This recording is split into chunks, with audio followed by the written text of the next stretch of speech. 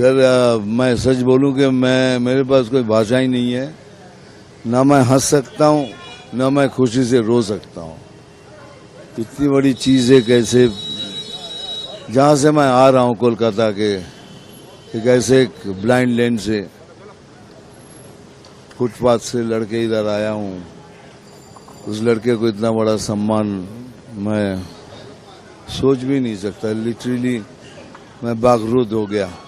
बस इतना बोल सकता हूँ, ये मैं डेडिकेट कर रहा हूँ मैं अपने फैमिली को और मेरे फैंस पूरे विश्व में जहाँ भी हैं उन सभी को।